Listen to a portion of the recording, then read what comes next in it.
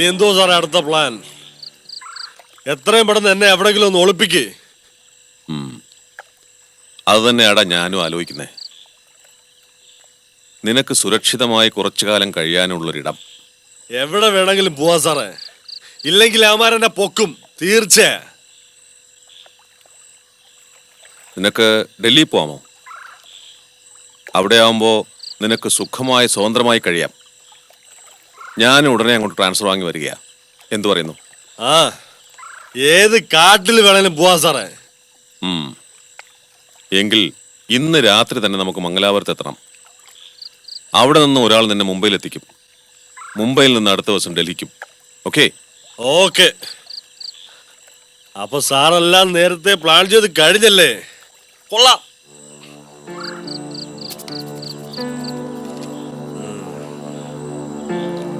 സാറെന്താ കുടിക്കാത്ത? നീ കഴിക്ക. അത് ശരിയാവില്ല. ഒരാള് നോക്കി നിൽക്കുക, മറ്റൊരാള് കുടിക്കുക. അത് ശരിയാവില്ല. സാറ് കുടിക്ക്. എനിക്കിപ്പോ വേണ്ട. നിനക്കല്ലേ ക്ഷീണം. നീ കഴിക്ക്, നന്നായി കഴിക്ക്. അത് ശരി. അപ്പൊ എന്നെ കുടിപ്പിച്ച് ഫിറ്റാക്കാണല്ലേ? അതങ്ങ് മനസ്സിലിരിക്കട്ടെ. സാറ് കുടിച്ചേ ഒക്കൂ. നീ എന്തായി പറയുന്നേ? മംഗലാപുരം വരെ എനിക്ക് വണ്ടി ഡ്രൈവ് ചെയ്യേണ്ടതല്ലേ? സ്മാൾ അടിച്ചോണ്ട് വണ്ടി ഓടിക്കുന്നത് റിസ്കാ. എനിക്ക് വേണ്ടി കൂടി നീ കുടിച്ചോ. അത് ന്യായം. ട്രാഫിക് റൂൾസ് നമ്മൾ അനുസരിക്കണം.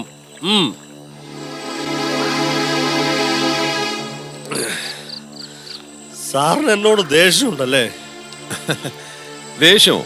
നിന്നോടോ? എന്തിന്? അല്ല, ഞാൻ സാറിനോട് ഈയിടെ ഇത്തിരി ഓവറായി ഈ കാശിന്റെ കാര്യത്തില്ലേ. ഹേയ്, അത് സാരമില്ല. നിനക്ക് കാശ് ആവശ്യം ഉണ്ടായിട്ടല്ലേ.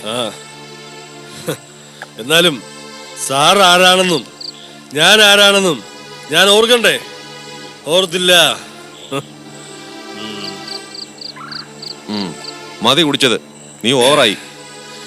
ഞാനൊന്ന് കുടിച്ചു മരിക്കും. പാല് തന്ന കഴിക്കാ സാറേ ഞാൻ കുത്തിയത്. പാലല്ലോ, റമ്മല്ല ഞാൻ നിനക്ക് തന്നത്. സാറിനോട് ഞാൻ നെറിയേട് കാണിച്ചു. ആ ജഗനോട് സാറിനെ പറ്റി ഉള്ള ചെറ്റത്തരം മുഴുവൻ ഞാൻ പറഞ്ഞു. അവൻ അതൊക്കെ സാറിനോടൊന്ന് പറഞ്ഞിരിക്കും അല്ലേ? അവൻ പറഞ്ഞില്ലേ? പറഞ്ഞു. പക്ഷെ സാരമില്ല. നിന്റെ മനസ്സിൽ തോന്നിയതല്ലേ നീ പറഞ്ഞത്. മനസ്സിൽ തോന്നുന്നത് പറയുന്നതും പ്രവർത്തിക്കുന്നതും നല്ല കാര്യമാ. ആണത്തത്തിന്റെ ലക്ഷണമാ. അതുകൊണ്ടല്ലേ നീ പറഞ്ഞ വാടകയ്ക്ക് നിന്നെ ഞാൻ വിലക്കെടുത്തത്. ഇനി ഞാൻ തയ്യാറാ സാറേ. സാറ് പറഞ്ഞത് എന്ത് ഞാൻ ചെയ്യാം.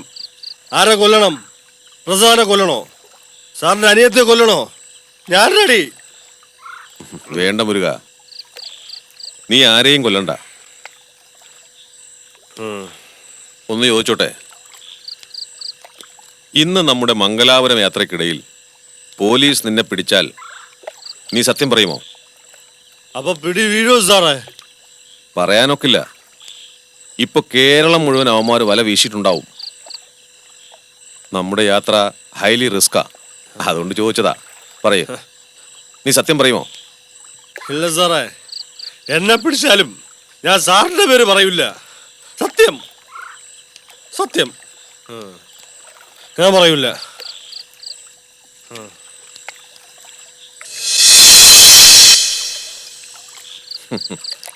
പരമശുദ്ധനാ നീ. മനസ്സിലൊന്നും ഇരിക്കില്ല. പോലീസ് നിന്റെ മർമ്മത്ത് 2 പ്രയോഗം നടത്തിയാൽ നീ ആദ്യം പറയുന്നത് എന്റെ പേരായിരിക്കും. ഇല്ല സാർ, ഞാൻ പറഞ്ഞില്ലേ, ഞാൻ സാറിന്റെ പേര് പറയില്ല. ചത്താലും പറയില്ല. നോ മുരുക, ചത്താലേ നീ പറയാതിരിക്കൂ. അതുകൊണ്ട് ഞാൻ നിന്നെ കൊല്ലാം. നിനക്ക് ചാകാൻ ഭയമുണ്ടോ? സാറേ വേണ്ട വേണ്ട സാറേ വേണ്ട.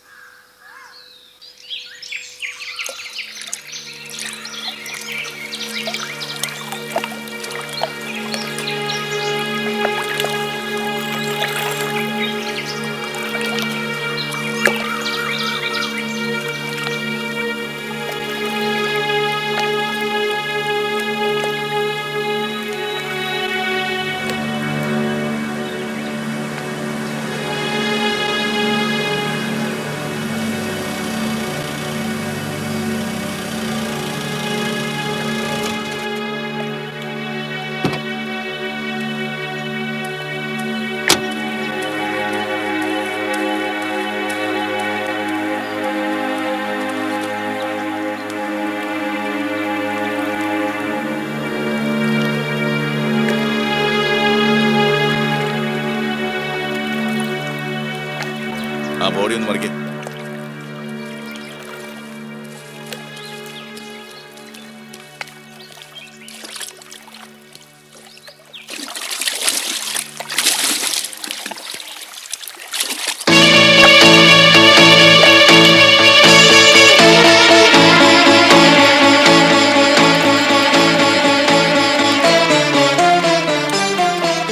David, sir. ബോഡി കരക്കെടുത്ത് FIR തയ്യാറാക്കണം. ശരി സാർ. കൂടാതെ ഈ സ്ഥലമെല്ലാം ഒന്ന് വിശദമായിട്ട് പരിശോധിക്കണം. സാർ. ഓക്കെ, സ്പീഡപ്പ് ആയിക്കോട്ടെ. Okay sir. കമാൺ.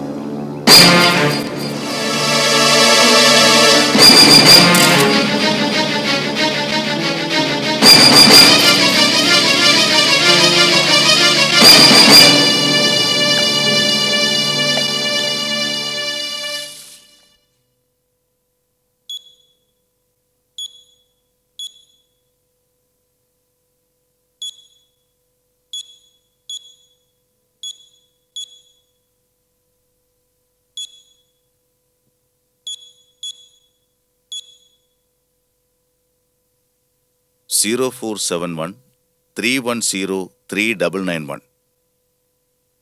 ഈ നമ്പറിലേക്കാണ് മുരുകൻ അവസാനമായി വിളിച്ചിരിക്കുന്നത്. പേരില്ലേ സാർ അതിൽ? ഉണ്ട്, XXX. അതൊരു കോഡാണ്.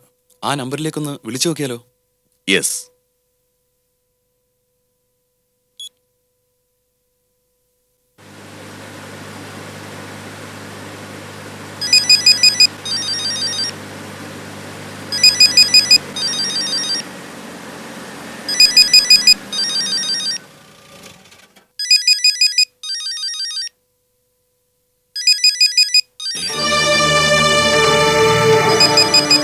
ഇവൻ ചത്തില്ലേ?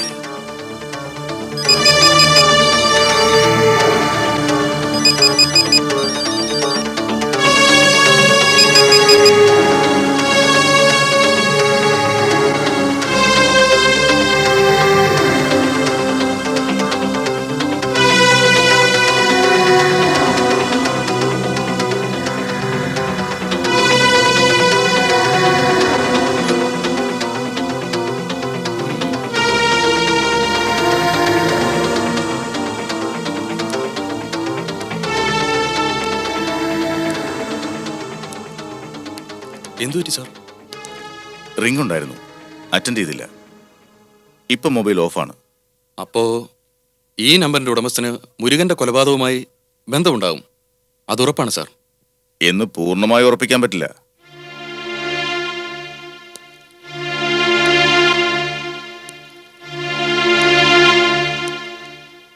എന്തായാലും ഈ XXXനെ നമുക്കുടനെ കണ്ടെത്തണം.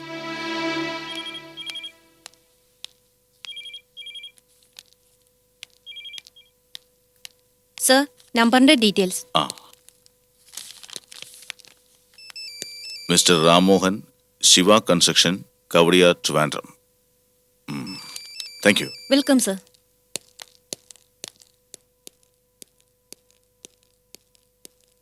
Excuse me, engineer Ramohan work ചെയ്യുന്ന ഇവിടെയല്ലേ? അതെ. അയാളുണ്ടോ?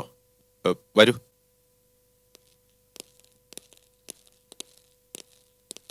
ഗോപ, രാമോഹൻ സാർ വന്നിട്ടുണ്ടോ? വന്നിട്ടില്ല. ലീവാണോ? ഒന്നും പറഞ്ഞിട്ടില്ല. എന്താ സാർ കാര്യം? നിങ്ങൾ ആരൊക്കെയാണ്? ഞങ്ങൾ ഇവിടുത്തെ എഞ്ചിനീയേഴ്സാ. MD അകത്തുണ്ട്. അദ്ദേഹത്തോട് ചോദിച്ചാൽ രാമോഹന്റെ കാര്യങ്ങൾ കൃത്യമായി അറിയാം സാർ. MDയുടെ റൂം എവിടെയാ? അവിടെയാ സാർ. ഓക്കെ.